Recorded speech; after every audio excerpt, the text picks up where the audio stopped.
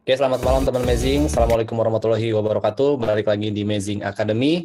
Barengan saya Diki yang bakal jadi host di malam hari ini, nemenin teman-teman di malam Selasa ya, di hari Senin ini. Mudah-mudahan teman-teman tetap semangat. Kita akan menutupi hari Senin dengan belajar bareng sama Kak Husen Rabani, yang biasanya dipanggil Kak Husen ya. Nah, teman-teman, terima kasih banyak nih udah join. Di malam hari ini kita akan bahas tentang tingkatin kualitas foto produk UMKM. Nah, jadi buat teman-teman yang misalnya punya bisnis atau misalnya teman uh, lagi kerja di brand gitu ya. Nah, ini cocok banget nih buat belajar bareng Kak Husen. Nanti teman-teman bisa banget nanya, tapi di kolom Q&A. Jadi memang teman-teman nggak bisa open mic sama open cam ya. Cuman bisa interaksi via chat ataupun via Q&A. Nah, ini teman-teman boleh banget kalau misalnya mau chat ataupun mau bertanya di Q&A, itu silakan. Yang pasti kalau misalnya ada pertanyaan, seperti biasa sebelum ke speaker kita malam hari ini, saya mau ngebahas tentang Mezi Academy sedikit. Jadi teman-teman, kalau misalnya pengen ikutan kelas gratis ataupun master kelas yang berbayar, itu bisa banget di Amazing Academy. Nah, di Amazing ini, putus ya. Kalau sekarang gimana? Mudah-mudahan sekarang udah aman ya. Boleh di kolom chat teman-teman sekarang aman nggak atau masih putus-putus? Aman Kak sekarang. Oke, terima kasih. Sip. Nah, jadi kalau teman-teman pengen ikutan kelas gitu ya, ikutan em, apa, pengen belajar di Mezi Academy itu bisa banget. Karena kita nggak cuma tentang konten kreator, nggak cuma tentang fotografi, videografi, kita juga banyak kelas-kelas lain yang teman-teman bisa ikutin gitu. Nanti teman-teman cek aja di Instagram Amazing, di link bio-nya nanti di sana bisa langsung daftar kelas-kelas yang gratis kayak hari ini ataupun kelas-kelas yang berbayar seperti masterclass gitu ya. Nanti teman-teman cek aja langsung.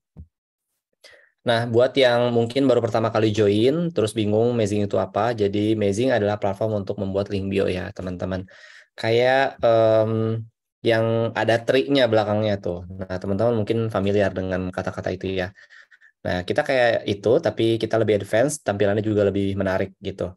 Di nanti teman-teman itu memang harus download dulu aplikasinya karena kita basic aplikasi, dan ketika download nanti teman-teman sign up dan akan mendapatkan username dari Mazing gitu. Nah, ketika nanti sign up, teman-teman nanti bisa dapetin fitur-fitur gratis yang nanti teman-teman juga bisa masukin ke link bio-nya teman-teman. Nggak cuman link dari sosial media gitu ya. Bisa dari marketplace, link dari website, dan lain sebagainya. Nanti teman-teman bisa langsung masukin. Dan itu bisa jadi kayak amazing page-nya teman-teman gitu. Jadi kayak portfolio juga bisa gitu ya teman-teman. Nanti di situ juga banyak fitur-fitur lain kayak fitur analytics, fitur form, fitur smart URL, dan lain sebagainya yang teman-teman bisa explore. Nah, khusus untuk hari ini, jadi teman-teman mungkin yang udah join beberapa kali udah tahu gitu ya, udah familiar ketika teman-teman nanti mau dapetin e-sertifikat, itu bisa banget purchase sebesar 15.000 dan bisa dapetin Amazing Premium juga.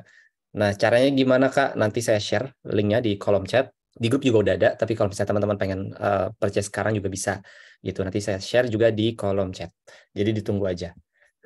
Nah, ini adalah tampilan dari Amazing Page para content creator yang udah pakai Amazing. Jadi bisa semenarik ini dan sebagus ini ya teman-teman. Nanti juga kalau teman-teman purchase Amazing Premium, nanti akan seperti itu untuk desain.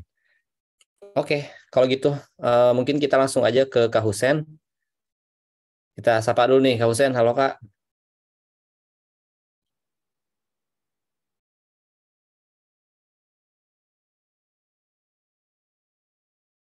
Halo, halo. Teman-teman, jaringan saya masih aman nggak nih? Aman kan ya harusnya? Mudah-mudahan sih aman. Masih putus.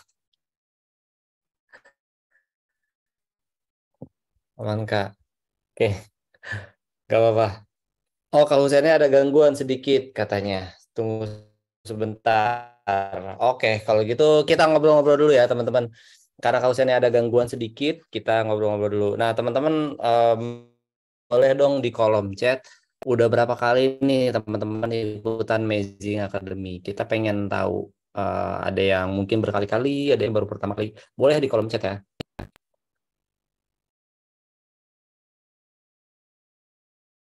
Baru pertama ini Kak. Oke, ini ada yang nanya nih tentang aplikasi Amazing itu fungsinya apa. Mungkin saya sekalian menjelaskan ya. Jadi teman-teman kalau di link bio itu atau di link bio Instagram atau sosial media lainnya kan suka ada tuh link bio kan, kayak website gitu ya. Nah itu Amazing itu fungsinya untuk membuat landing page yang biasa ditaruh di link bio tersebut. Jadi teman-teman kalau nanti download terus nanti apa pakai sign up dan lain sebagainya itu Amazing Page-nya bisa ditaruh di sana. Itu kan bisa taruhnya tuh website gitu ya, atau misalnya taruh apa Shopee-nya atau marketplace lain kayak gitu, atau mungkin YouTube segala macam. Nah, link-link itu tuh bisa disatuin ke dalam satu page yang namanya Amazing Page gitu. Jadi teman-teman bisa banget untuk bio TikTok ataupun di link bio yang lainnya itu bisa banget ya teman-teman. Ya, sambil nunggu ya nggak apa-apa ya. Keunggulan dari yang lain apa nih Kak? Pertama tampilan yang pasti. Tampilannya itu bisa kayak gini. Kalau yang lain kan dia cuma button aja ya. Kalau di Amazing itu tampilannya bisa semenarik ini. Kita bisa munculin konten, bisa munculin juga dari marketplace, bisa munculin dari website segala macam. Itu kontennya itu bisa dimunculin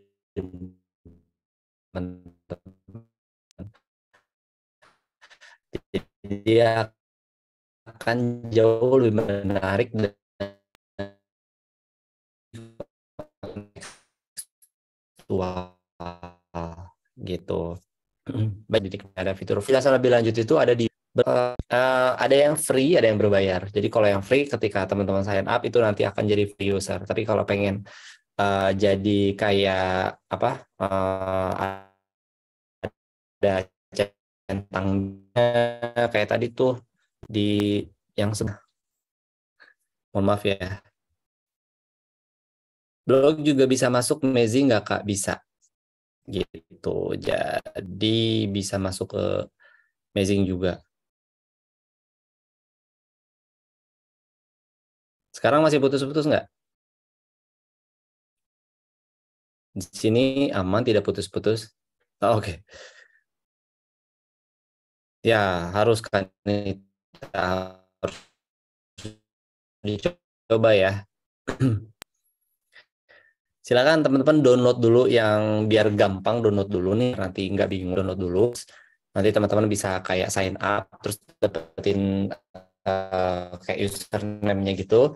Dari situ nanti kalau misalnya pengen purchase linknya saya di kolom chat di grup juga ada sebetulnya, tapi biar nanti teman apa bisa di Husen juga baru join nggak apa-apa. Kita ngobrol-ngobrol lagi ya. Stabil 10 detik lanjut 10 detik to creator itu kalau teman-teman pernah dengar yang namanya traktir. Nah, kalau di Amazing Page itu nanti teman-teman bisa dapetin kayak traktir gitu. Jadi orang bisa apa? Bisa ngasih dana gitu ya atau ngasih uang gitu. Kalau di link, oh ini tuh maksudnya itu ya, di apa? Ketika purchase ya. Kalau itu sih nggak apa-apa. Itu nggak usah diisi, nggak apa-apa. Mau diisi juga nggak apa-apa. Kayak Saweria gitu ya, ya betul. Saweran, bener-bener. Kayak gitu kurang lebih. Nah ini Kak Husen udah join. Gimana Kak Husen? Udah ready? Halo, halo, udah, alhamdulillah. Alhamdulillah. Silakan Kak, silakan. Oke,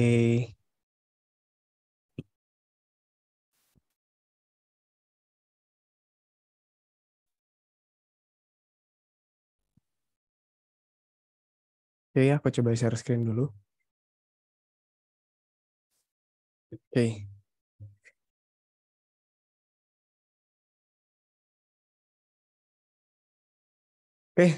Assalamualaikum warahmatullahi wabarakatuh. Selamat malam semuanya. Semoga kita sehat selalu. Dan di malam hari ini kita bakalan belajar, kita bakalan sharing pengalaman, sharing ilmu seputar tentang foto produk UMKM ya. Tapi di sini sebenarnya aku nggak menyasar ke UMKM aja, tapi nyasar juga ke sebenarnya lebih ke fotografer pemula yang pengen dia tuh upgrade ke genre lainnya gitu. Salah satunya di foto produk atau foto makanan. Tapi kalau misalnya ada UMKM juga yang di sini yang mau ikut belajar juga itu nggak apa-apa. Tapi kalau aku lihat ya materi yang aku buat ini nggak begitu dasar, tapi lumayan lah, masih bisa dicerna lah. Insya Allah semoga aja bisa belajar bareng di sini, kita sharing-sharing bareng di sini. Nah, oke. Sebelumnya aku pengen kenalan dulu nih. Kira-kira kalian coba deh, kalian bisa chat kan ya? Nah, kalian coba komen di kolom chat. Kira-kira kalian tuh asalnya dari mana aja nih kira-kira. Nah, apakah kalian UMKM, pebisnis atau fotografer?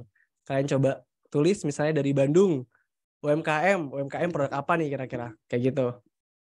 Ada nggak? Coba-coba. Dari Madiun, guru mapel kewirausahaan. Wah, oke. Salam kenal. Palu, fotografer. Pangkal Pinang, baru mulai ngefoto. Oke. Ada dari Aceh nih, UMKM produk. Boleh. Ada juga dari Bau-Bau, Sulawesi Tenggara, Pekalongan, Tuban, food stylist dan fotografer Bali. Wah, mantap banget nih. Freelancer Foto Plus, Manado. Oke. Banyak banget ya. Pasuruan, sayur sehat. Oke, mantap. Aku juga dari Pasuruan nih. Terus ada di Jogja juga, UMKM Foto, bisa juga Microstock, Kalsel. Oh, jadi pokoknya banyak banget ya. Dari seluruh Indonesia bakalan ada di sini. Oke, semoga aja salam kenal semuanya gitu. Semoga aja di malam hari ini kita bisa lancar. Tadi soalnya ada gangguan sedikit. Emang biasa ngejepret di sini. Jadi nanti kalau udah ngejepret lagi aku minta waktu lagi buat nyalain. Gitu ya. Tapi semoga aja nanti lancar. Karena aku udah antisipasi lagi buat kedepannya biar lancar kita nanti belajarnya. Oke. Nah, sekarang bagian aku yang kenalan. Perkenalkan, nama aku Hussein Rabani. Aku fotografer sama videografer produk juga, sama kayak kalian. Kita sama-sama belajar di sini. Aku juga masih belajar sampai sekarang. Karena di foto produk itu banyak banget jenisnya. Itu banyak banget yang harus diekspor. Itu wah gila deh. Kalian yang baru mulai foto produk pasti ngerasain lah struggle-nya yang sama gitu. Kok foto makanan sama foto minuman tuh beda ya cara fotonya ya. Kok pakai cara yang sama tapi beda hasilnya gitu, nggak bisa bagus gitu. Nah, nanti kita bakalan bahas. Nah, aku juga punya bisnis jasa fotografi juga, foto produk juga, yang domisilinya ada di Bandung. Nah, kita juga bantu UMKM juga buat bantu tingkatin kualitas fotonya, biar makin mantep lagi, biar makin berkualitas, biar makin kelihatan profesional, dan lebih menarik banyak calon customer.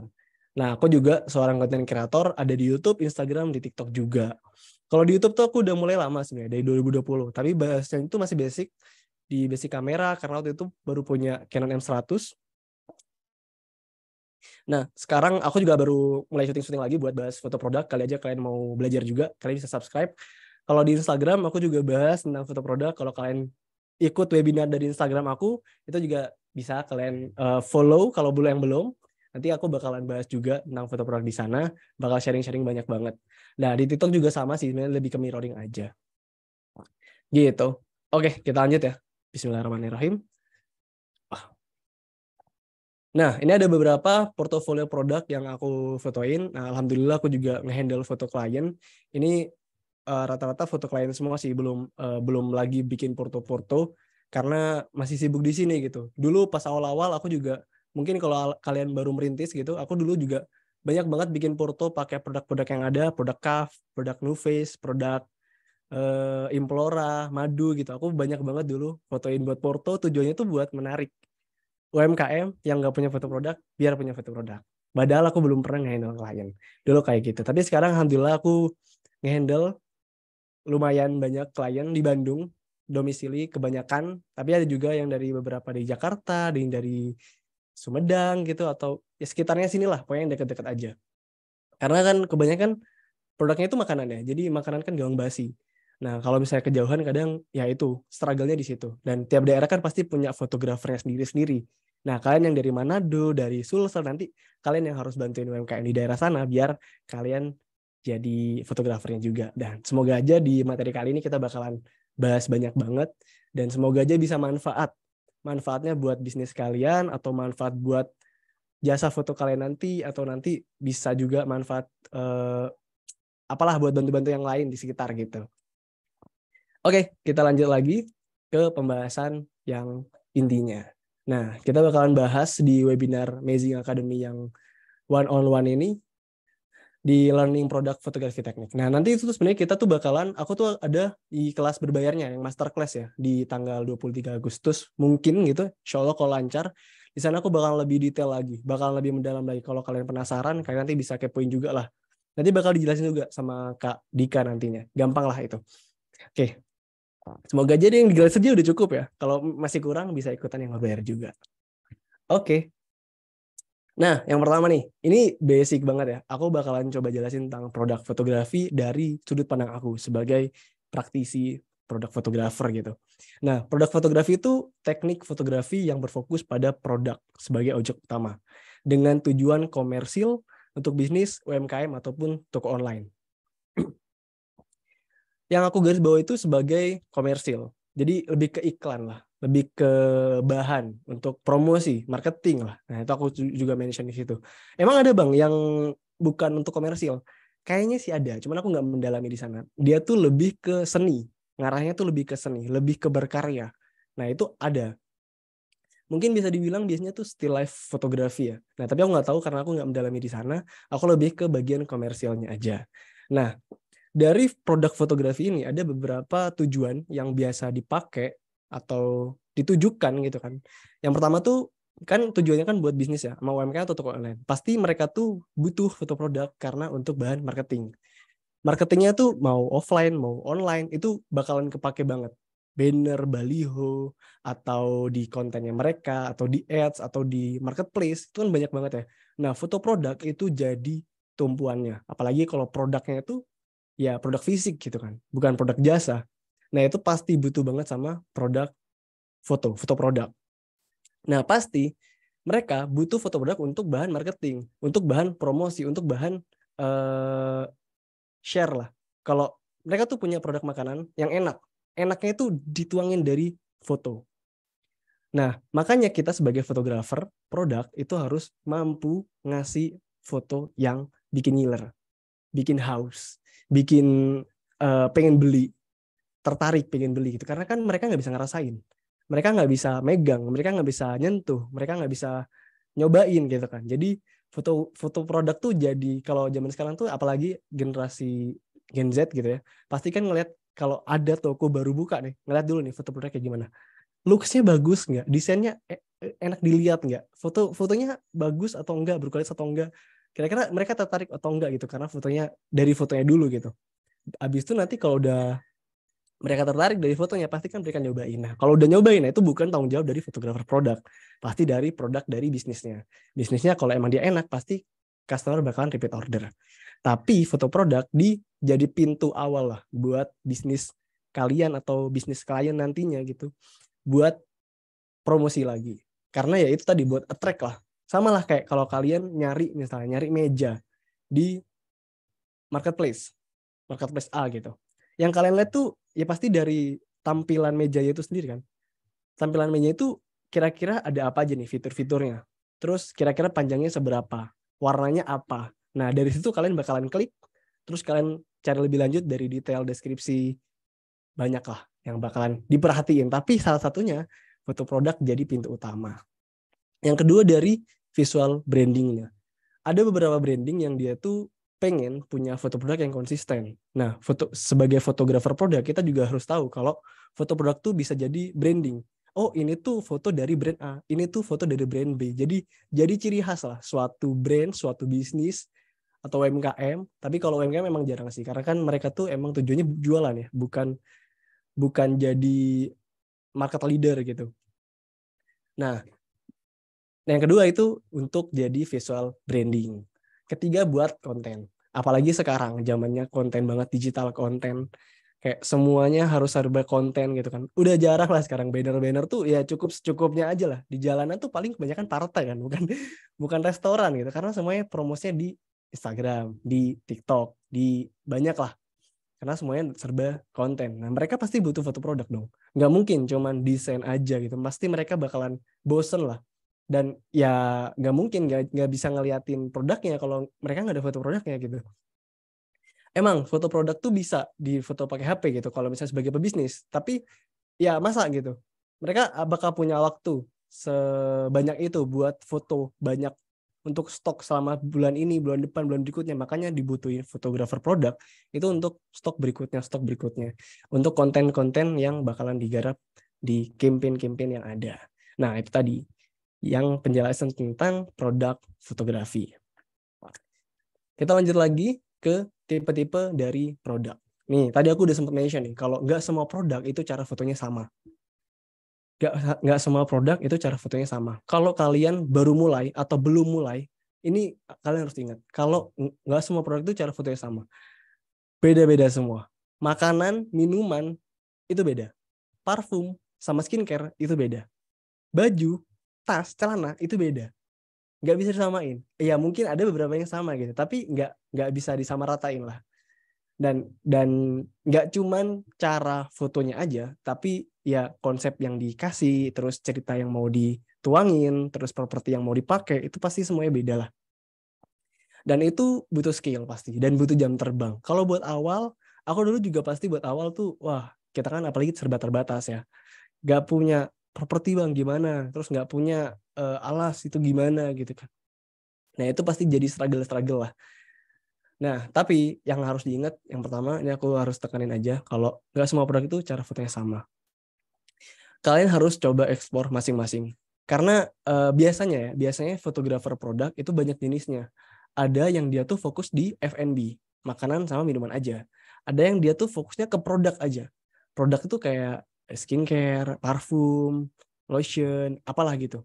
Produk. Ada yang fokusnya ke fashion. Nah, kalian bisa milih. Kalau buat awal, kalian bisa milih.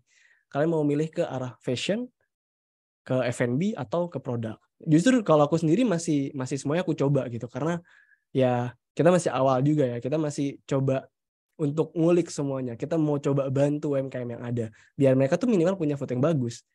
Karena di foto pakai HP, oke bisa bagus. Tapi bisa bertahan berapa lama gitu kan. Buat foto pakai HP. Nah, yang pertama aku bahas dulu salah satu ya, dari fashion. Fashion itu kan banyak.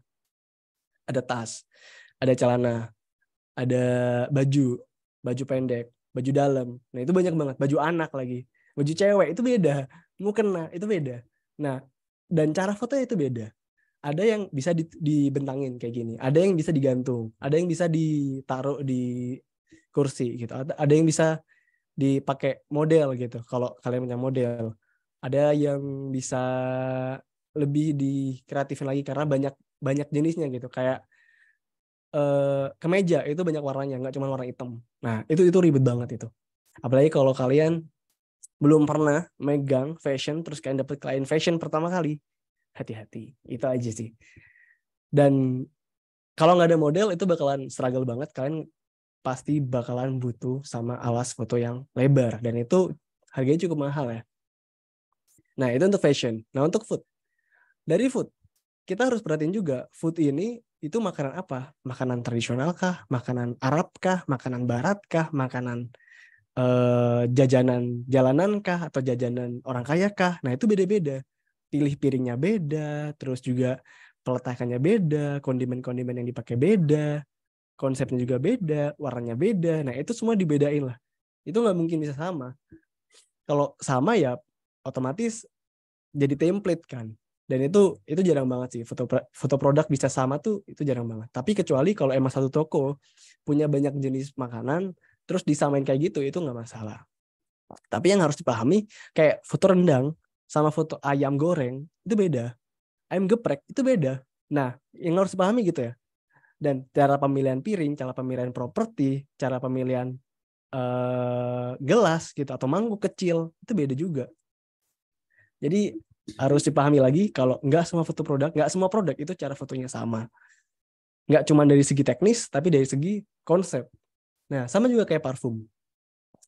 Parfum ini lebih sulit karena dia tuh punya bahan yang kaca gitu kan. Punya reflektifnya tuh cukup, kompleks lah. Kalau kalian cuma punya satu lighting, udah. Susah tuh. Bisa pakai reflektor, tapi susah. Gimana caranya? Nah, itu harus dieksplor sendiri, harus dicobain. Kalau enggak bakal tahu. Nah, ini aku juga foto parfum. Ini pakai hard light kan, pakai cahaya keras. Karena aku udah coba pakai cahaya soft kayak gimana. Kalau pakai cahaya keras kayak gimana. Kalau cahayanya agak ke bawahin kayak gimana. Kalau cahayanya tuh agak di 30 derajatin lagi itu gimana. Nah, itu harus diekspor sendiri waktu foto produk. Tapi nanti kita bakalan bahas lebih lanjut lah gimana caranya. Nah, sama juga kayak foto minuman. Minuman ini gimana caranya dia biar kelihatan seger, ya kan? Kita nggak urusin masalah rasa. Kalau kalian coba pas photoshoot itu nggak ada rasanya. Karena kita nggak urusin rasa, kita ngurusnya masalah looks. Tapi kalau bisa dirasain juga, ya bagus gitu kan. Ya buat kalian minum sendiri. Tapi kalau nggak ya, kita masalah looks nih semuanya. Kita gimana pun caranya kita styling. Ini kita cuman dikasih minuman botolan kayak gitu. Terus kita yang racik sendiri, bukan klien. Kita racik sendiri. Kita beli es batu. Es batu kan mencair. Kita harus manfaatin momentumnya. Gimana caranya biar cairnya tuh nggak sampai parah gitu, ngerusak gradasi dari minumannya. Terus gimana caranya biar pas kita campurin sama Yakult, itu nyampurnya itu bisa kelihatan kalau itu campuran Yakult. Kayak gitu tuh. Nah, itu beda juga tuh. Nah, sama di gelas ini itu ada refleksi karena dia tuh gelas plastik kan. Pasti dia bakalan refleksi kalau kita direct cahaya dari depan. Makanya di sini tuh aku pakai cahaya agak ke belakang gitu. Nah, itu nanti kita bahas masalah teknis. Dan di masterclass kita bakal bahas lebih lanjut tentang lighting advance-nya gimana. Nah, sama juga kayak di skincare di sini. Skincare ini dia tuh skincare bayi. Bayi lebih ke kanak-kanakan, lebih ke colorful. Nah, kita harus gimana pun caranya konsepnya itu juga colorful. Meskipun simple ya. Propsnya dikit banget tapi kena gitu. Nah, kayak gitu. Jadi aku tekenin lagi kalau nggak semua produk itu cara fotonya sama. Beda-beda banget. Semoga paham ya sampai sini. Kita lanjut lagi ke apa nih? Pentingnya foto produk. Nah, ini ada hal-hal yang harus diperhatiin kalau kita mau foto produk. Yang pertama tuh dari detail. Detail dari produknya kan pasti penting lah ya. Karena ya kita foto produk tujuannya tuh ke produk utama. Jangan sampai produk utama itu jadi nggak kelihatan. Jadi kalah sama properti yang lain. Nah, usahain detail menonjol dari yang lainnya gitu. Nah, yang kedua dari story. Story ini opsional sih, karena cukup advance. Aku sendiri masih belajar tentang story food fotografi atau produk fotografi, karena kita tuh bisa buat cerita kan dalam satu foto itu. Nah, tapi itu yang sulit. Buat ceritanya tuh kayak gimana? Nah, itu yang sulit.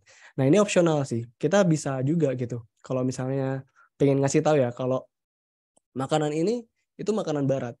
Makanan barat yang dibuat rumahan, bukan pabrikan. Nah, itu gimana? Nah, kita coba sajiin secara di foto itu dari flat lay, terus kita coba kasih kondimen-kondimen tertentu yang mendukung dari produk utamanya. Jadi menceritakan di situ. Dan di produk itu ada beberapa kondimen yang bisa dipakai.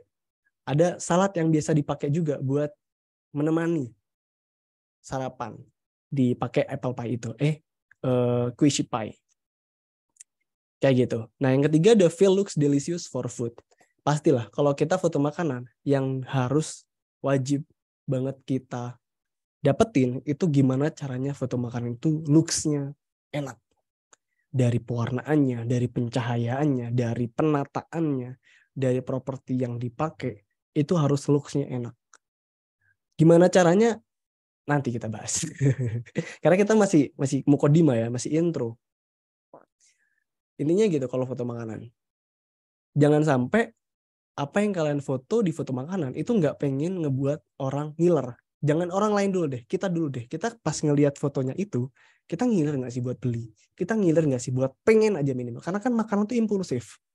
Makanan tuh impulsif. Jadi kita tuh pengen makan sesuatu itu tuh karena, aduh, pengen es krim, aduh, pengen pentol gitu. Itu tuh impulsif. Nggak kayak, oh, aku suka banget pentol tiap hari, nggak mungkin, bosan pasti. Nah, makanya kita harus gimana pun caranya bikin foto makanan tuh harus kelihatan lezat, delicious. Kayak gitu. Yang keempat ada to inform. Ya, to inform ini kayak ngasih tahu lah, menjadi informasi bagi calon customer atau calon pembeli yang mau beli makanan atau produknya itu, dia pengen tahu kan pasti tekstur dari produk itu apa sih, isinya tuh apa sih. Nah ini kan salah satu foto produknya ya. Di sini aku tuh pengen ngasih tahu kalau produk pie ini itu tuh ukurannya kecil loh, cuman berapa bagian dari pisau itu gitu. Nah tangan itu sebagai pendukung buat ngasih tahu kalau ukuran itu tuh kecil, nggak gede yang dipikirin. Karena kalau nggak ada, ibaratnya tangan ini nggak ada gitu, kita bakalan abstrak kan skala dari produknya itu tuh berapa, sebesar apa. Nah nanti kalau pas datang kecil ya kan sering banget ya kita beli online kayak ekspektasinya gede ternyata kecil gitu. Nah itu karena nggak ada foto yang pakai tangan gitu kayak pendukungnya. Nah itu harus dikasih tahu juga di foto produk, jadi itu inform. Nah semoga paham ya. Kita lanjut lagi ke pembahasan berikutnya. Nah, ini pembukaan lagi kayak sebenarnya apa aja sih yang harus disiapin buat mulai foto produk. Baik kalian sebagai pemula fotografer atau udah mulai terjun fotografi produk gitu, atau sebagai UMKM. Nah, ini aku bakal jelasin beberapa dan kalian bisa simak, kalian bisa pahami lagi. Nanti kita bakal ada Q&A juga kalau misalnya masih belum paham. Oh, oke. Yang pertama pasti brief sama konsep. Tapi gimana sih caranya bikin brief sama konsep? Nah, sebelum aku kasih tahu gimana cara bikin brief sama konsep, kalian harus tahu brief itu apa, konsep itu apa. Brief itu yang aku biasa bahasa aku pakai ya. Brief itu arahan atau request dari klien yang harus kita terapin di foto produk kita. Misalnya, tapi gini, sebelum aku bikin brief, biasanya tuh kan klien tuh dia tuh pilih paket deh. Pilih paket tertentu dari yang aku tawarin di press list. Misal dia tuh order sekitar 10 foto produk. Produknya itu ada tiga jenis. Nah dia pengen ada salah satu produknya itu ada yang barengan. Dari 3 jenis ada yang bareng. Jadi sisanya satu-satu. Otomatis kita harus breakdown dari 10 foto itu kita mau kayak gimana. Berarti karena ada 3 produk, ya udah kita langsung pecah aja. 3 produk, 3 foto, 1 produk. Jadi ada 9, satunya barengan. Nah, abis itu kita tanya dulu. Jangan sampai kalian sebagai fotografer itu nggak nanyain dia maunya kayak gimana. Karena bakalan banyak revisi pasti. Atau bahkan retake. Nah, buat menghindari itu, kita harus tanyain. Kak, ini difotoin mau kayak gimana? Mau pakai konsep apa? Biasanya kalau dia itu emang punya konsep di bisnisnya, atau udah jadi brand yang cukup besar, dia tuh pasti punya panduan atau pilar, fotografi pilar gitu. Nah itu biasanya dia udah punya konsep dari 10 foto itu mau dibikin A, B, C, D, E, F, G, H, semuanya itu udah ada yang kayak gitu. Tapi kalau UMKM yang baru buka, yang baru mulai jualan, mereka pasti bingung. Aduh kak, bebasin aja terserah kakak. Nah itu bahaya, jangan sampai kalian langsung buat bebasin aja. Nah itu jangan sampai. Nah makanya pentingnya brief sama konsep untuk menghindari adanya retake atau revisi di akhir. Nah, caranya kalian tanyain aja. Oh, oke Kak, kira-kira mau difotoin kayak gimana? Aduh Kak, nggak ada konsepnya nih. Terus kalian sodorin aja kalau kayak gini gimana. Nah, kalau misalnya nih, atau dari porto kalian sebelumnya deh. Dari porto kalian sebelumnya, kalian sodorin. Kak, kalau misalnya mirip sama produk, sama foto produk aku sebelumnya gimana, tapi aku ubah dikit nih di background atau di props. Nah, kalau dia oke, dia bakal bilang oke. Tapi kalau dia nggak cocok, dia pasti bakal nyari contoh. Dan ketika dia ngirim contoh itu bakalan oke, kalian bisa tahu ekspektasi kliennya tuh kayak gimana fotonya. Nah udah tahu ekspektasi klien, baru deh kalian jalan laginya itu kayak gini. Kalian harus punya patokan mendekati ekspektasi, melebihi ekspektasi, atau sama ekspektasinya. Jangan sampai kurang, karena kalau kurang pasti mereka ngerasa kecewa gitu sama foto produk kita. Nah dengan adanya referensi atau gambar atau foto dari klien itu bakal jadi acuan kan buat kalian buat nyari konsep-konsep lain atau nyari referensi-referensi lain yang serupa atau lebih baik, lebih bagus dari referensinya. Nah, tapi kalau misalnya referensinya itu nggak bisa sama gimana Bang gitu kan. Kan nanti mereka apa ya kayak ya nggak apa ya namanya dia tuh jadi turun gitu ekspektasinya. Nah, kalian harus jelasin juga Misalnya kalian nggak menyanggupi dari referensi yang dia kasih, ya kalian bilangnya kayak gini. Oke, kalau misalnya referensi kayak gini kita belum ready sih. Kalau gimana kalau misalnya kayak gini, yang mirip-mirip kayak gitu tapi lebih simpel misalnya. Nah, kalian bisa tawarin. Nah, nanti bisa goals deh dari situ. Oh, oke, boleh langsung deh. Terjalin negosiasi dan transaksi. Nah, habis itu kalian bikin brief. Dari tadi 10 foto nih. 10 foto udah kalian bikin. Udah kan, 3 tuh udah dibikin kan, udah dipecahkan. Nah, dari 3 ini kalian harus pecah juga. Dia mau ke arah wide atau apa? Dari segi luasnya atau close up-nya atau action. Action tuh lebih ke kayak dipegang, disemprot, dicocol. Nah, kayak gitu. Itu harus dibedah lagi lah nantinya. Habis itu brief udah dibedah, baru kalian maju ke konsep. Nah, konsep ini lebih ke ide kreatif yang akan kita terapin di foto produk. Karena konsep kan banyak ya. Ada minimalis, nanti kita bahas juga. Nah, yang berikutnya ada referensi. Nah, referensi itu contoh dari karya lain sebagai acuan kreatif kita. Karena di dunia ini tuh udah nggak ada yang benar-benar pure dari awal itu. Semua itu udah mengacu sama referensi. Bahkan kayak jurnal aja ada referensinya gitu kan. Nah, sama di foto produk juga sama. Kita mengacu sama referensi. Referensi itu bukan kita menjiplak ya, tapi kita berkreatif dari acuan yang ada. Kita berpikir kreatif buat dari referensi yang ada. Dari situ kita ulik-ulik lagi, kita olah-olah lagi biar jadi lebih mantap lagi. Nah, biasanya tuh nyari referensi di mana sih? Nah, aku biasanya nyari referensi di Pinterest. Jarang aku ya di yang lain karena Pinterest tuh udah detail, udah lengkap banget lah. Ini banyak banget kan. Ini baru satu page aja, itu udah banyak banget referensi makanan, minuman yang bisa kita pakai buat foto produk. Tapi sebenarnya ya kalau kalian ngelihat kayak foto cuman gini doang gitu kan, gampang ini, kalian cobain aja gampangnya kayak gimana gitu. Nggak gampang, semuanya sulit karena kita nggak tahu dia pakai berapa lighting, terus diffusernya ada di mana, reflektornya ada di mana, terus blokernya ada di mana. Nah itu cobain aja deh kalau gitu. Nah, referensi ini tuh jadi hal penting buat kita bisa mikir kreatif biar hasil karya kita juga bagus. Penting juga kalian milih-milih referensi di Instagram, di TikTok. Karena kalau kalian seringnya ngelihat foto yang gitu-gitu aja, ya bakal gitu-gitu aja fotonya. Nah, kalau bisa, kalian harus nyari gambar atau foto yang lebih bagus gitu. Biar kalian tuh bisa belajar. Kalian bisa bedah lah.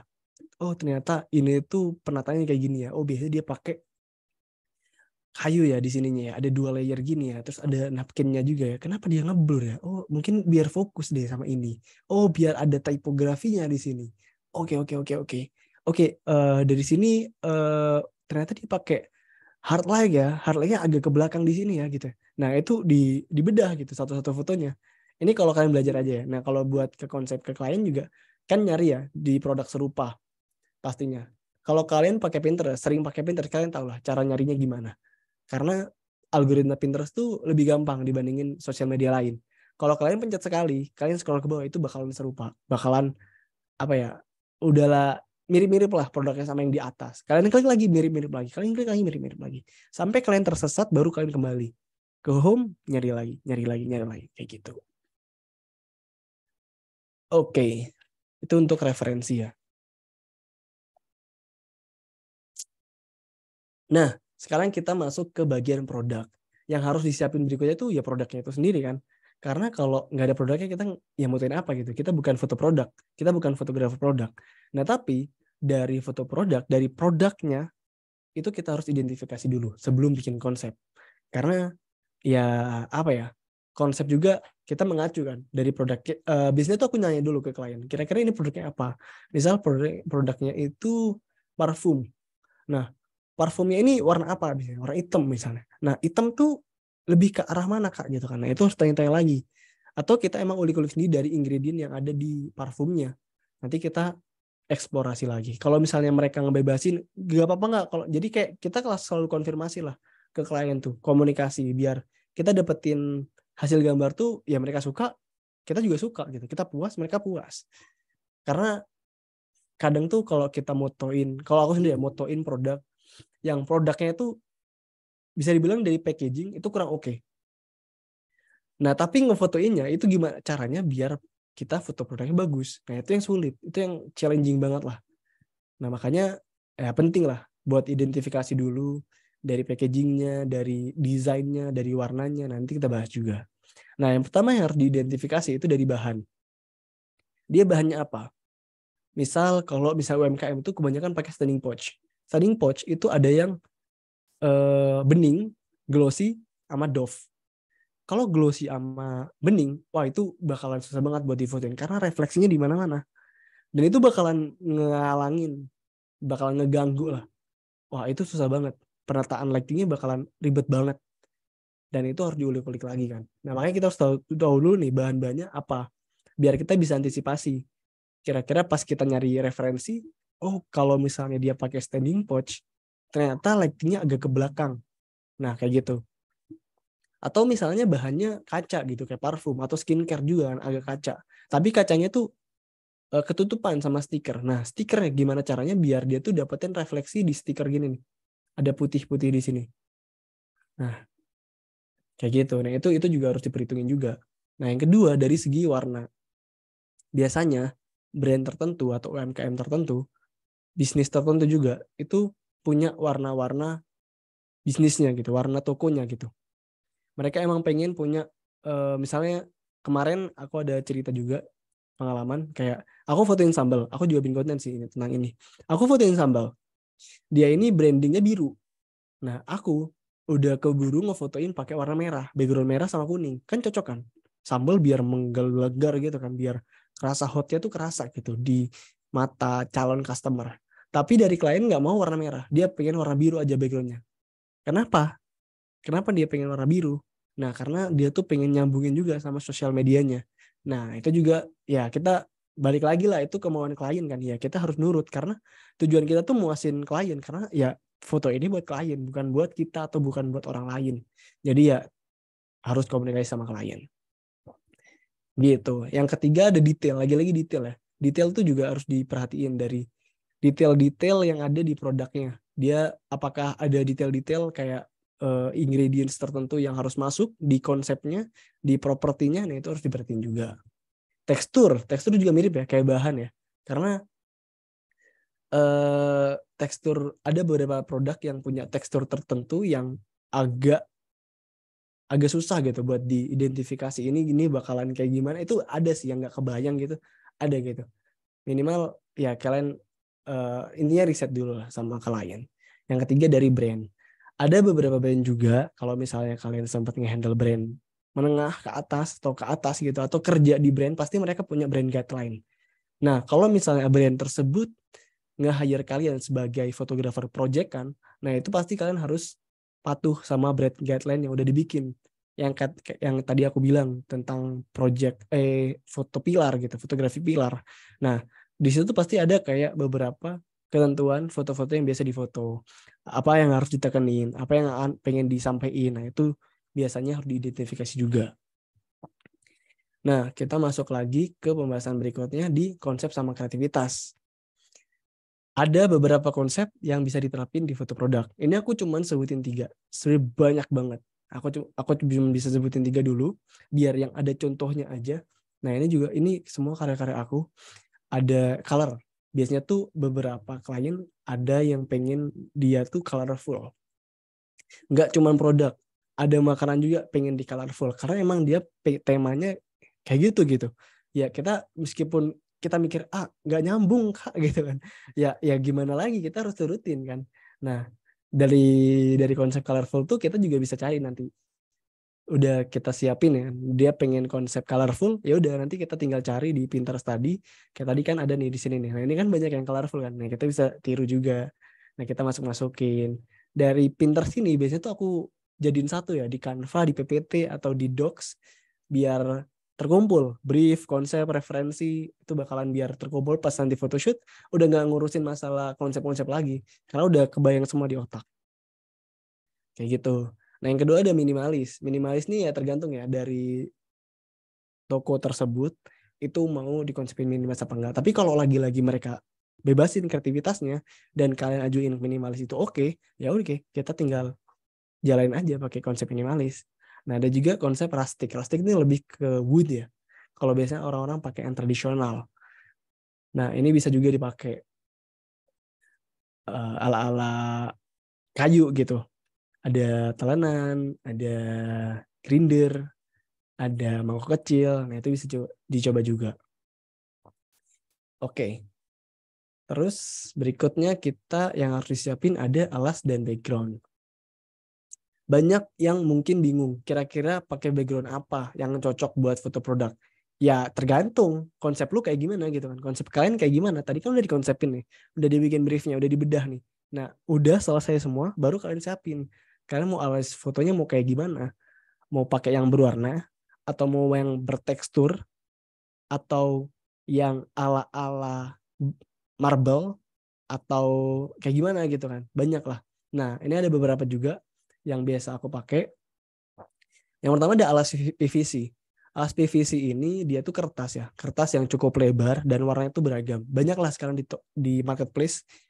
Tokopedia, Shopee, banyak yang jual juga dan murah-murah, ada 30 ribuan, 60 ribuan, itu tinggal kalian cari aja. Ketik aja alas foto PVC. Nah, dia tuh biasanya cukup lebar di 60 kali 80 dan dia anti air. Tapi dia juga bisa kotor dan bisa lecek. Leceknya itu yang nggak bisa hilang. Jadi harus diedit lagi nanti di editing. Nah, selain alas PVC sebenarnya ada juga yang alas non-woven. Tapi alas non-woven ini tuh dia bukan kertas, tapi kain. Kainnya tuh bukan kain yang kayak kain baju, tapi kain kayak apa ya, lebih tebel lah dia tuh. Nah, tapi kalau yang kain itu biasanya tuh warnanya tuh kurang keluar kalau aku biasa pakai ya. Harus diedit lagi biar warnanya tuh lebih keluar. Tapi tergantung lagi-lagi, dan itu biasa lebih murah, di 18.000, 20.000 itu udah dapat. Nah, yang kedua ada board. Board ini juga ada yang berwarna, tapi lebih mahal lagi. Harganya bisa di kisaran 100 ribuan ke atas gitu, karena emang dia bahannya lebih tebel kan, dan yang nggak bisa lecek lah. Dia anti air juga, karena bahannya juga PVC gitu. Bahan lapisannya tuh PVC juga. Tapi nggak bisa lecek, dan tapi dia tuh bisa terbatas. Dia nggak bisa lebih lebar dibandingin alas yang gulungan kayak gini. Tapi ya gitu ya, lagi-lagi tergantung sih, karena portabilitas ya. Kalau misalnya alas yang gulungan kayak gini kan bisa kita bawa kemana-mana. Kalau board bisa dibawa kemana-mana, tapi ya berat gitu kan. Kalau bawa motor ke klien, wah itu bakalan berat gitu. Nah, ada juga yang bertekstur, board yang bertekstur. Ada juga kain yang bertekstur. Itu banyak. Nah, kalau kalian pinter nyarinya, itu bisa dapet yang bertekstur juga. Tapi kalau board bertekstur ini bisa 200 ribuan, itu juga cukup mahal ya. Jadi budget buat foto produk itu mahal. Mahal juga, jadi harus diperhitungin juga lah. Ada juga real, kalau kalian punya spot foto yang bagus di rumah, di cafe, nah kalian bisa pakai juga. Biar nggak usah beli-beli lagi nih kayak gini. Ya tapi kan spot foto kayak gini kan kayak tergantung ya. Kalau cafe ya bisa aja jadi brandingnya. Kalau itu tuh ada di cafe itu emang. Tapi kalau buat yang bukan cafe, yang dia nggak punya tempat, yang dia cuma buka di GoFood, nah itu bakalan beda lagi kan ceritanya. Gitu. Terus berikutnya yang harus disiapin setelah alas foto pasti properti dan ingredient. Penting tapi harus pinter. Maksudnya kayak gimana? Apa ya? Properti ini tuh ngebantu banget di foto produk, apalagi foto makanan yang butuh banyak banget properti ataupun ingredient atau kondimen lah ya. Tapi kalau kita salah milih properti ketika beli, itu bakal bahaya banget karena bisa jelek banget gitu. Kalau misalnya nih, kalian mau fotoin apa ya? Misalnya fotoin nasi goreng, tapi yang nasi gorengnya tuh bukan nasi goreng jalanan, nasi goreng restoran. Beda ya. Kalau nasi goreng jalanan kita bisa fotoin pakai piring apapun yang cocok. Tapi kalau nasi goreng restoran pasti piringnya harus premium juga. Nah itu harus dicari juga. Nah makanya harus pinter. Penting tapi harus pinter. Nggak bisa asal sembarangan.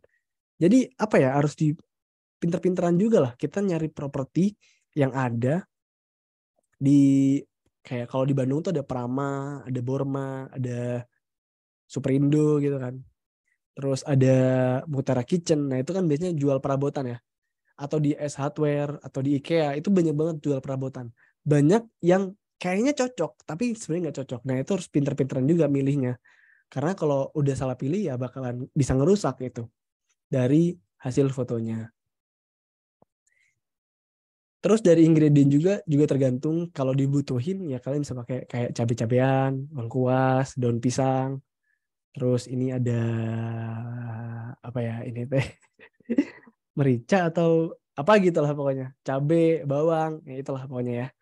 Nah, selain properti sama ingredient yang dibutuhin, kalian juga harus tahu cara penempatan layeringnya. Jadi layering itu penempatan dari foreground hingga background. Properti dari foreground sampai background itu penempatannya harus tahu juga gitu, harus pas juga. Kayak ini napkin, terus ada piring, ada garpu, ada sendok panjang, ada tempat wadah saus. Nah, ini kan sampai belakang, sampai ujung itu layeringnya harus diperhatiin juga.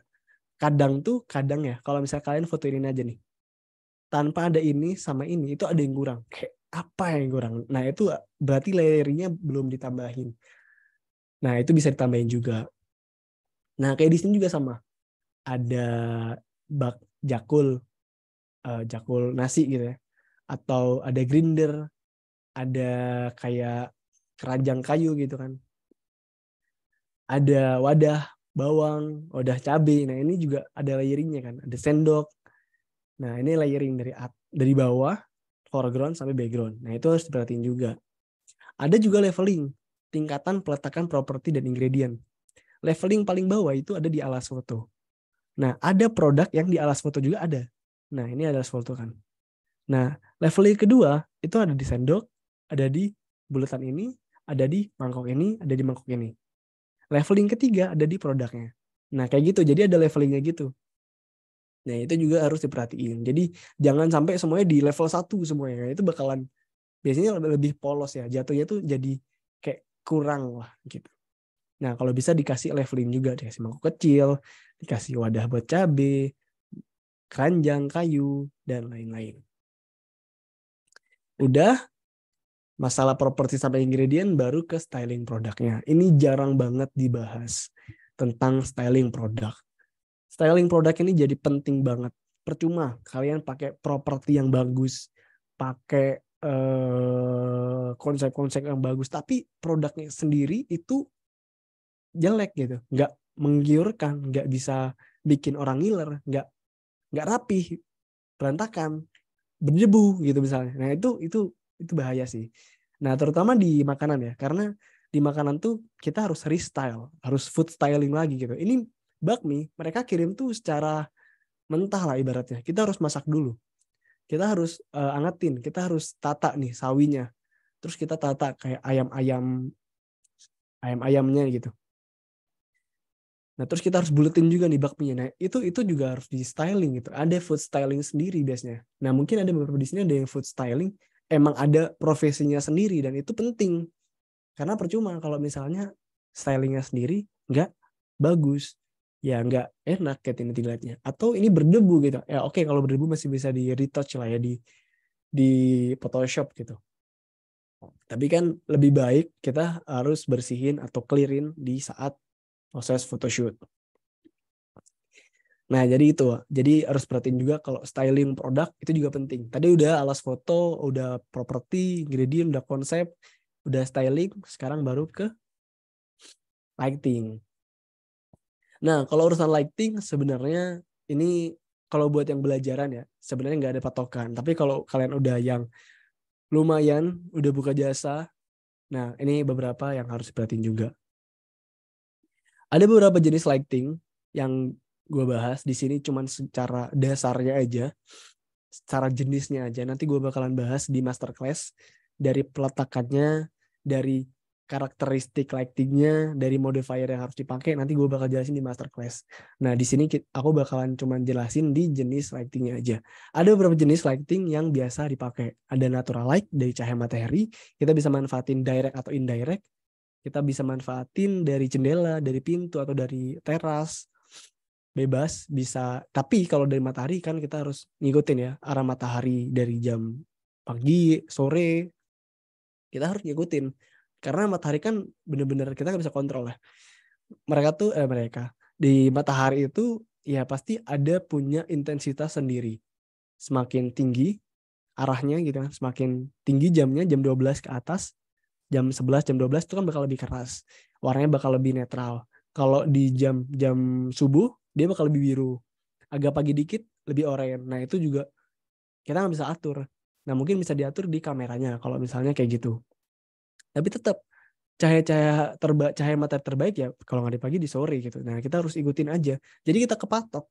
Kita tuh ngefotoin produk biasanya 8 jam, bisa sampai 10 jam, bahkan sampai malam. Kalau kita kepatok sama matahari, ya susah juga gitu. Makanya butuh artificial light. Nah di sini ada dua, ada continuous sama flash light. Nah continuous ini biasanya yang nerangin secara terus menerus ya, kayak lampu kamar kita nih, ini kan continuous. Tapi sebenarnya kalau buat foto produk ada kelemahan sama kelebihannya juga. Sama di studio flashlight ini, dia tuh yang kilatan kalau misalnya ada di kamera di atasnya kayak flash, kayak flash lah, flash. Tapi dia lebih punya settingan yang lebih lebih fleksibel, lebih jauh, lebih banyak lah. Nah dia ada di flashlight ini, ada studio flash lah ibaratnya. Nah kalau misalnya foto produk itu rekomendasinya ada di flashlight. Bebas mau yang kayak gini atau yang portable itu bebas, tapi rekomendasi di sana. Kenapa? Karena kalau misalnya kalian pakai studio continuous gini, continuous light kayak gini, dia tuh intensitasnya terbatas di 60 watt. Dan itu kecil banget. Kalian bakalan maksain pakai aperture yang rendah. Maksain di aperture yang bakalan bisa bikin makanan itu bakalan blur di sekitarnya. Atau di produknya itu bakalan blur di belakangnya juga gitu. Atau bakalan maksain ISO yang cukup gede. Atau shutter speed yang bakalan rendah. Yang bakalan potensi blurnya tuh, goyangannya tuh bakalan lebih juga gitu. Karena dia nggak bisa lebih kencang intensitas cahayanya. Dibandingin flash, dia lebih bisa fleksibel. Dia bisa kencang banget. Dia bisa diatur-atur juga intensitas cahayanya. Tapi dia kan cuma satu kilatan ya. Jadi kita nggak bisa preview di awal. Di awal tuh mungkin kalau kalian pakai DSLR itu bakalan ada yang gelap atau nggak bisa dilihat kalau nggak dijepret. Jadi harus dijepret dulu baru kelihatan nih. Oh lightingnya terlalu keras. Oh lightingnya kurang terang. Lightingnya arahnya kurang miring gitu. Nah itu kelihatannya harus dijepret dulu. Nah kalau di continuous kan udah bisa langsung dilihat ya. Tapi tadi kelemahannya kayak gitu. Kita harus naikin lah semua settingan-settingan kamera kita yang nantinya bakal ngurangin ke kualitas gambar. Nah terus kalau pakai ini enaknya ya itu tadi kita bisa fleksibel. Kita bisa ya nggak bergantung lah sama settingan-settingan kamera. Kita bisa pakai ISO paling rendah di 180 gitu. Atau bisa pakai shutter speed yang tinggi. Atau bisa pakai aperture yang juga tinggi gitu di f8. Jadi bisa fokus semuanya. Nah yang terakhir ada reflektor atau diffuser atau apa ya? Ya itulah reflektor atau diffuser. Nah reflektor ini bisa pakai yang bulat kayak gini atau bisa pakai gabus yang putih atau yang hitam kalau buat ngeblokir cahaya.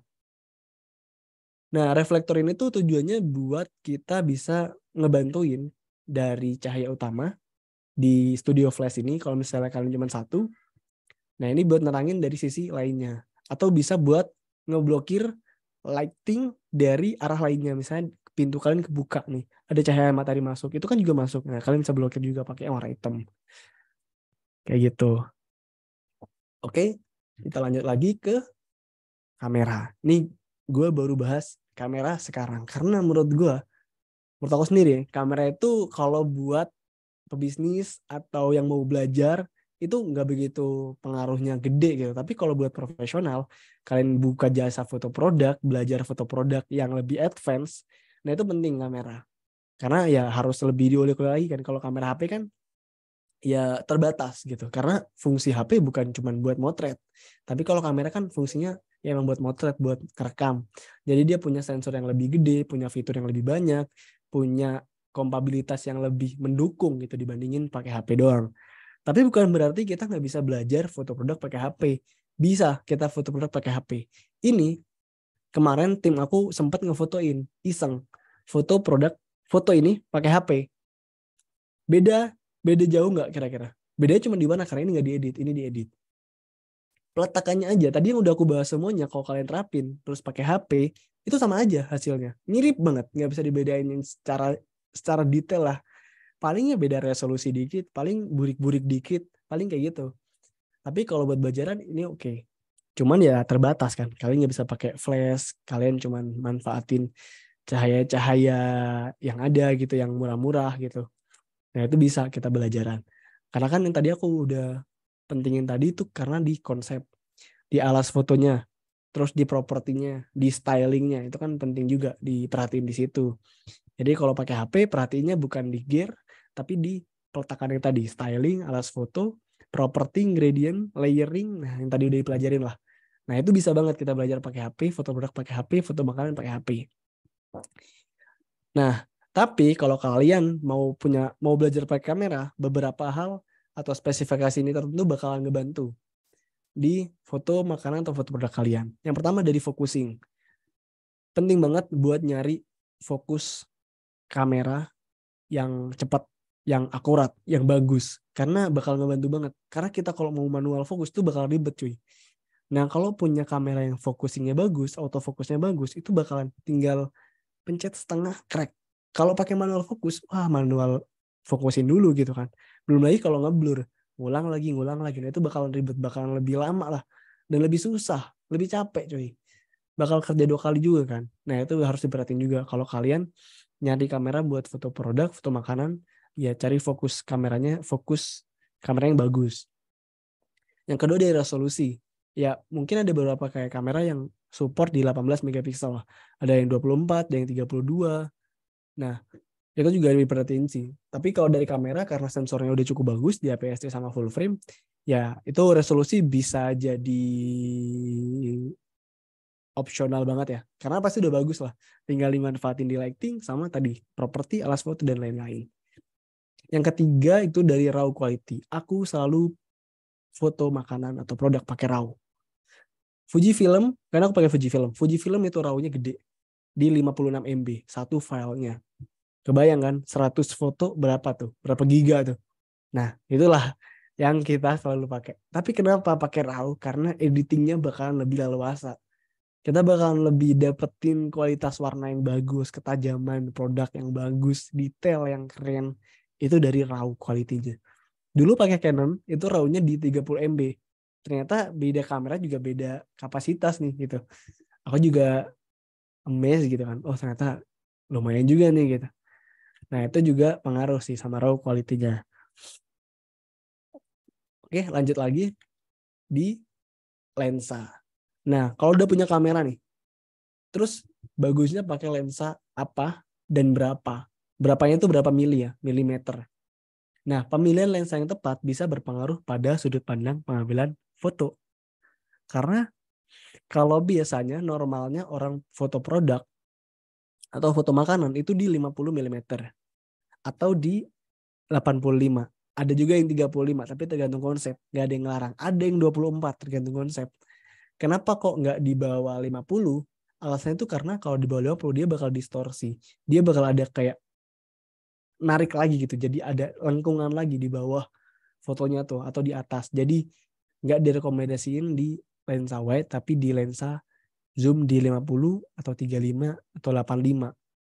Ada juga yang pakai di 100, 150 itu ada. Tapi ya lagi-lagi tergantung ya konsepnya dan kalian mampu nggak untuk beli itu gitu. Aku sendiri biasa pakai lensa kit di 1855 gitu atau 1850 atau 1650 gitu. Aku lupa. Nah, aku biasa tinggal fleksibel aja kalau nggak 35, 40 ya 50 gitu. Ya tergantung. Seenaknya aja, bagusnya seberapa gitu. Karena nggak ada patokan lagi-lagi. Cuman rekomendasinya di 50. Jadi kalian usahain punya lensa yang 50. Lensa kit bagus nggak? Tergantung lensa kitnya apa dulu. Karena kalau lensa kit Canon itu kebanyakan busuk. Kebanyakan ya. Tapi nggak tahu. Kalau kalian pinter setting lightingnya itu bakalan ngebantu banget lah. Tapi usahain paling lensa fix kalau ada gitu. Nah itu oke. Nah selain dari focal length yang diperhatiin itu dari stabilisasinya juga. Dia ada nggak fitur stabilisasi di lensanya? Karena kalau misalnya kalian foto pakai shutter speed yang mid range di agak rendah gitu lah di 1/50, 1/30 gitu kan pernah pakai segituan gitu. Nah itu juga harus diperhatiin. Kalian bisa dapetin stabil nggak atau perlu tripod gitu. Nah itu juga harus diperhatiin karena stabilisasi di kamera juga pengaruh di hasil foto kita ketajamannya biar nggak gampang motion blur. Karena aku sendiri lebih sering pakai tangan gitu handheld dibanding pakai tripod karena kalau tripod itu kepatok kita. kepatok sama berdirinya tripod kan. Nah, jadi itu bakalan nggak fleksibel. Nah, kalau pakai tangan aku bisa ekspor nih dari angle sini kayak gimana, angle sini gimana, angle atas gimana. Oh, atas bagus ya udah. Kalau tripod, wah setting-setting lagi, jadi nggak efektif kan jatuhnya. Nah, itu juga harus diperhatiin. Ya, stabilisasi bakal ngebantu kalau kita handheld gitu. Nah, terus yang kedua ada kualitasnya juga. Karena kalau kualitas lensa murah biasanya di bawahnya 7 Arsen di Meike itu biasanya lensa-lensa tuh banyak yang chromatic aberration. Yang di bagian putihnya, di highlightnya itu ada kayak pelangi gitu. Nah, itu bakal ngurang ketajaman juga. Nah, jadi harus pinter-pinteran juga milih lensa yang kualitasnya bagus. Yang terakhir dari focusingnya juga. Ya usahain cari yang autofocus lah, jangan yang manual. Kalau manual ya harus rela sih buat takes time buat ngefokusin lagi karena banyak yang misalnya kalian nggak biasa pakai manual, terus banyak yang ngeblur pas di editing kan layar kecil lah di kamera, terus pas di editing ternyata banyak yang ngeblur kan juga susah ya. Nah itu juga harus diperhatiin. Berikutnya ada di basic exposure. Nah aku bakalan bahas sedikit sih di sini karena aku anggap kalian udah jago juga di settingan exposure kamera. Jadi exposure ini karena kan exposure tuh bukan patokan ya. Ini tuh ilmu yang kita harus pas-pasin gitu. Kita harus ulik sendiri gitu dari cahaya yang ada. Nah, tapi ada beberapa rekomendasi dari foto produk atau foto makanan yang biasanya itu ada di aperture-nya. Kita biasa pakai aperture di f8 atau f11 karena biar ketajamannya itu bisa rata. Jadi bisa pas kalian tuh nggak ada ngeblur gitu. Tapi lagi-lagi tergantung konsep. Kalian mau konsepnya bokeh atau enggak? Nah itu lagi-lagi tergantung ya. Nah tapi kebanyakan dia pakai di f8 atau f11 karena biar tajam fokusnya tuh rata gitu. Yang kedua di ISO-nya juga ya kita pasti usahain ISO rendah lah. Dan kalau kalian pakai Studio Flash itu otomatis kita bisa pakai ISO paling rendah. Shutter speed juga sama. Kalau kalian pakai di continuous light, kalian bisa aja shutter speednya sampai 2 detik, 5 detik, atau bahkan 1/30 detik gitu kan. Di bawah lah yang otomatis harus pakai tripod. Karena kan intensitas di cahaya continuous, cahaya terus-menerus tadi, itu nggak besar. Jadi otomatis kalian harus ngorbanin shutter speednya, harus pakai tripod. Yang mana jadi nggak efektif. Dan harus bisa pas fokusnya gitu. Nah, kalau kalian pakai yang flashlight, yang tadi yang studio flash, kalian bisa pakai di angka bahkan sampai 1/500. Kalau flash kalian tuh support high shutter speed. Dan kalian bisa dapetin levitasi di situ. Nah, itu dia. Tapi nggak ada acuan baku ya di basic exposure ini. Yang penting tadi di aperture, di f8, ya ISO sama shutter speed menyesuaikan. Dan settingannya pasti manual, bukan auto. Kalau auto juga bisa sih, tapi ya masa mau gitu. Gak enak lah. Terus berikutnya ada di angle. Angle ini juga tergantung kalian produknya ngefotoin produk apa. Parfum, skincare, makanannya lux burger gitu, burger sama spaghetti atau sama nasi goreng itu biasanya pengambilan angle-nya juga beda karena kan burger yang pengen dikasih tahu ditonjol itu layering dari burgernya bukan dari atas. Kalau dari atas kan nggak kelihatan sama sekali ya. Nah kalau dari sini ini ada beberapa angle yang biasa dipakai sama sih kayak angle fotografi lainnya. Ada high level, lay. Ada low angle juga tapi aku nggak ada contohnya. Tapi itu jarang banget dipakai. Tapi ya sama penerapannya. Tapi yang bisa dipakai itu ada di high level sama flat lay.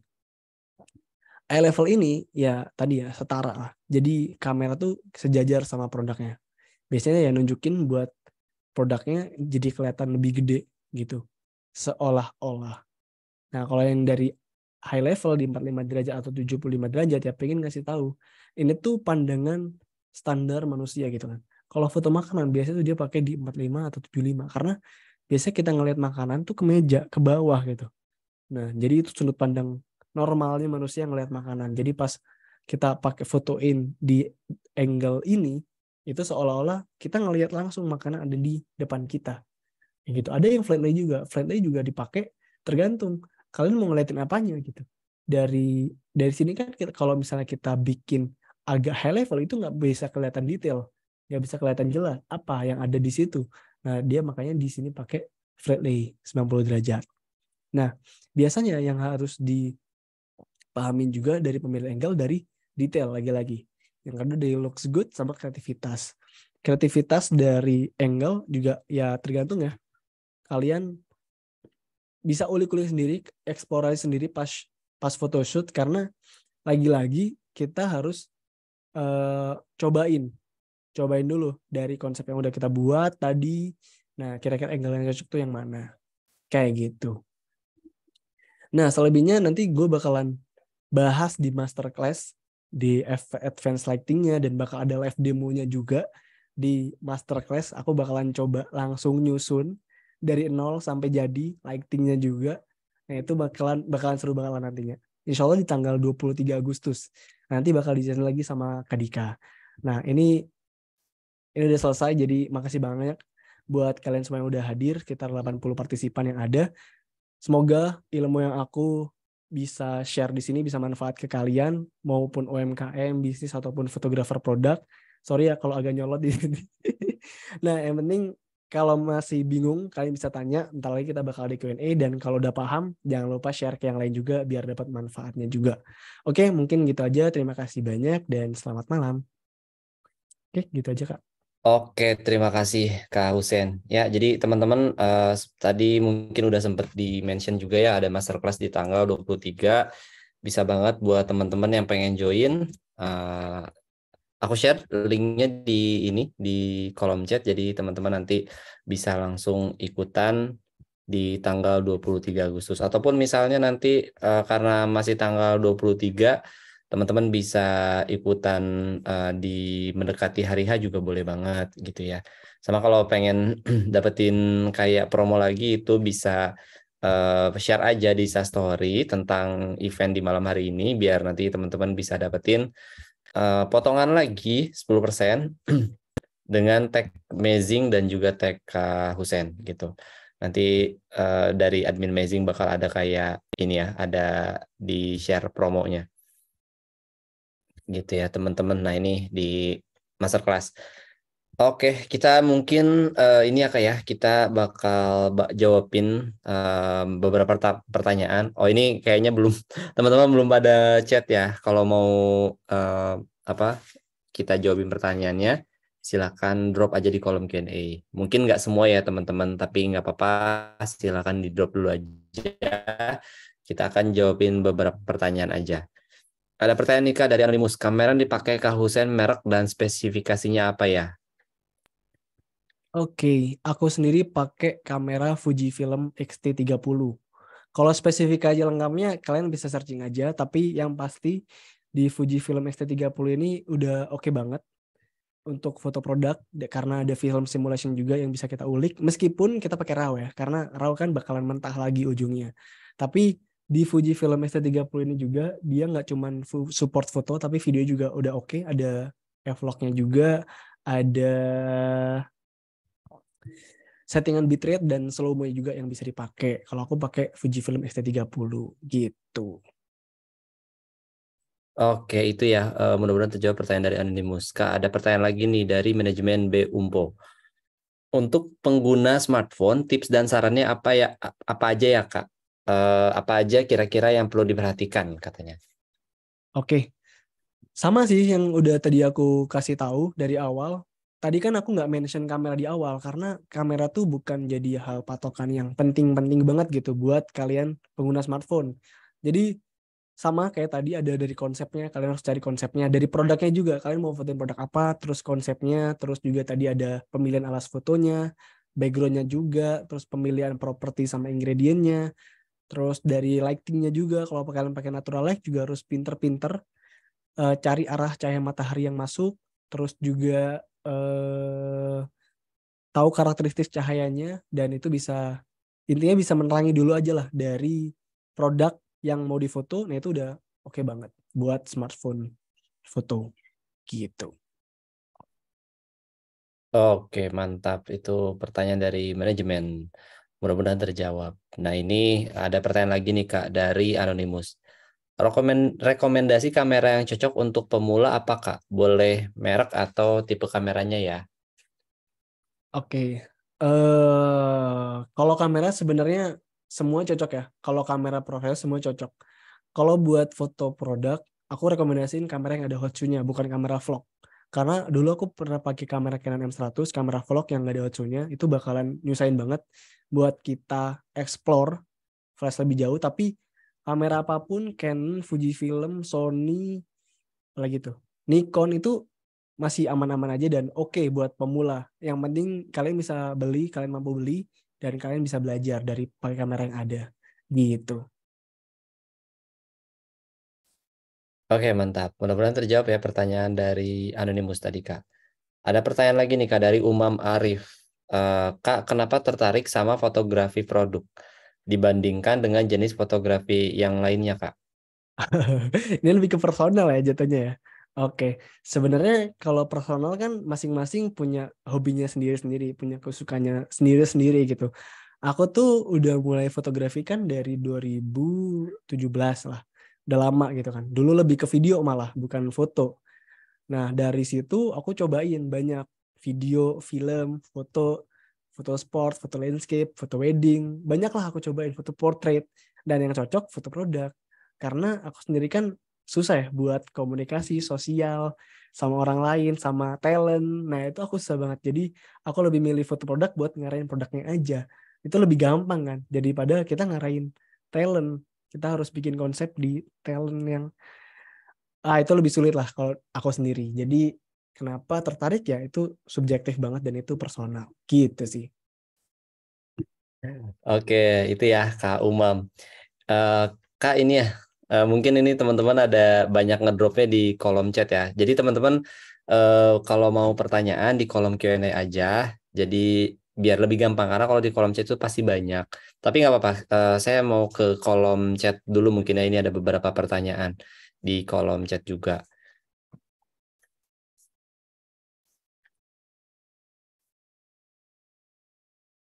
Ini ada yang nanya tentang harga nih, Kak.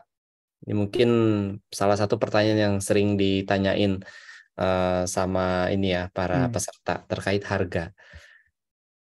Kalau untuk oke. pemula kamera sorry maaf Kak, mana tadi ya? Nah ini, kamu mau nanya untuk menentukan harga jasa foto produk gimana ya Kak? Oke. Tiap daerah tuh beda-beda harganya sebenarnya. Tapi tergantung juga sama kalian bisa ngehargain satu foto kalian tuh berapa.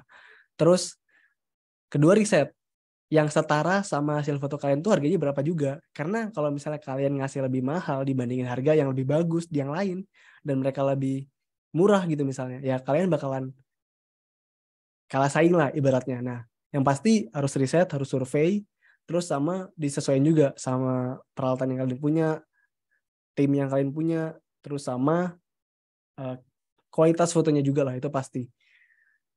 Kalau nentuin harganya sebenarnya itu nggak ada patokan karena kita fleksibel banget ya, apalagi itu kita hitungannya tuh ada yang per foto, ada yang per sesi, ada yang per produk. Nah itu beda-beda. Nah itu harus di riset dulu kalian mau yang ambil yang mana, kalian mau per sesi, per foto, atau per produk. Kalian udah riset, kalian bisa tentuin kalian cocok dihargain berapa. Dulu aku tuh ngehargainnya malah gratis karena buat belajar, tujuannya pengen ngulik, keterusan sampai sekarang kayak gitu. Oke mantap, mudah-mudahan terjawab ya pertanyaannya. Kak ini kayaknya kita waktunya udah cukup mepet, tapi nggak apa-apa, mungkin kita bisa jawabin 3 pertanyaan terakhir ya Kak untuk malam hari Oke. ini.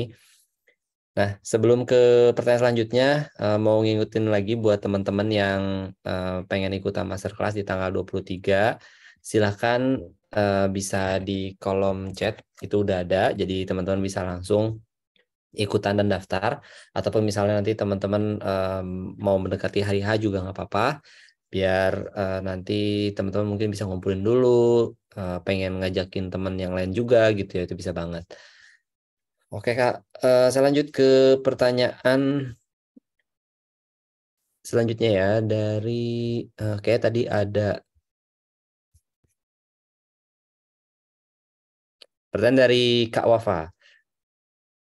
Satu pertanyaan aja Kak, mau tanya angle yang bagus untuk foto ikan hias. Ikan hias. Wah, menarik juga nih produknya ikan hias. Sebenarnya lagi-lagi aku sendiri kan nggak pernah ngefotoin semua produknya. Nah, ikan hias tuh juga salah satu yang aku baru dengar. Ternyata ada yang jual ikan hias. Nah, tergantung ikan hiasnya tuh dia ditaruh di mana. Karena kan ada yang hidup kan pasti ikan hias. Pasti kalau nggak di akuarium, yang bulat ataupun yang kotak. Nah, tinggal tergantung sih kalau misalnya ikan hias kayak gitu, dia bisa diem nggak ya kira-kira ya? Itu kan susah kan diemnya. Kita harus moving juga tuh dari ngambilnya. Nah, itu paling cocoknya ya eye level pasti kalau dari angle-nya. Karena kita mau ngeliatin indahnya ikan hias tadi. Ikan hias tuh bukan ikan cupang ya. Nah, pokoknya gitulah. Nah, itu tinggal kalian direct aja eye level. Karena kalau dari atas kan nggak kelihatan ya otomatis. Kalau dari bawah bisa aja. Tapi tergantung itu cocok apa enggak. Tinggal diulik-ulik lagi sih sebenarnya. Gitu. Oke, mantap. Mudah-mudahan terjawab ya pertanyaan Kak Wafa. Oke Kak, saya bakal masuk ke dua pertanyaan terakhir ya Kak ya. Ada dari Wati Kak. Kak, untuk foto produknya kan bahan-bahannya cuman, ini maksudnya foto produk Hmm. makanan atau apa ya? Ini kurang lengkap nih, tapi nggak apa-apa. Kita coba interpretasi. Kak, untuk foto produknya kan bahan-bahannya cuman kacang, telur, dan tepung. Oh, foto produk kue mungkin ya. Terus boleh nggak boleh nggak sih Kak kalau di backgroundnya ditambahin misal bumbu dapur gitu? Ini agak teknis nih Kak. Oke, sebenarnya tergantung juga bumbu dapur yang dimaksud tuh kayak gimana. Kalau misalnya peralatan dapur yang nyambung itu kan bakery ya. Bakery itu lebih ke shake-nya mungkin atau dari centongnya, tapi juga yang harus berkaitan.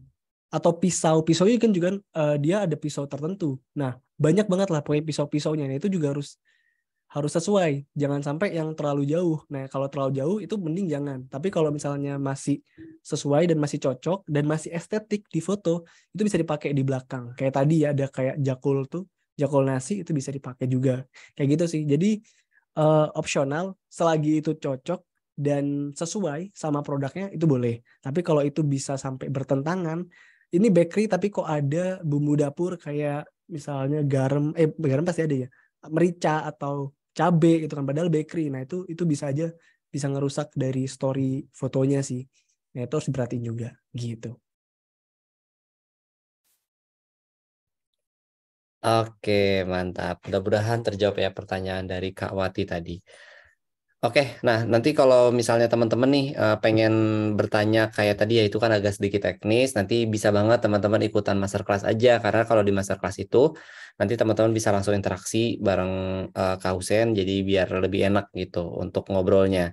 Kak boleh sedikit di ini nggak dikasih kisi-kisi nih kira-kira nanti di tanggal 23 Agustus itu akan ngebahas tentang apa Kak? Oh iya, bentar. Aku coba cek dulu ya. Uh, Pokoknya di masterclass tuh nanti bakal ada live demonya. Nanti aku bakalan coba setting kamera dari awal, setting lighting dari awal sampai jadi, sampai editing bahkan. Karena editing tuh juga penting ya. Editing tuh juga masuk yang cukup krusial dan itu bakalan aku bahas juga teknis editingnya, gimana cara editing foto produk, foto makanan, terus cara setting kameranya, cara setting lightingnya, cara setting eh propertinya nanti aku bakalan bahas juga di sana. Terus ada juga breakdown. Kita bakalan breakdown foto juga kayak menganalisa gitu dari satu foto ini itu dia tuh biasanya cocoknya pakai lighting ke arah mana. Nah, kita itu bakal belajar ke sana. Terus juga penerapan dari reflektor dan blocker.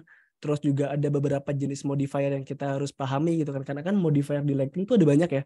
Ada softbox yang besar, ada softbox yang kecil, ada softbox yang strip, ada juga lantern, ada juga octagon. Nah, cocoknya buat foto bedak tuh pakai yang mana? Nah, itu nanti bakalan bahas juga di sana di masterclass lebih detail.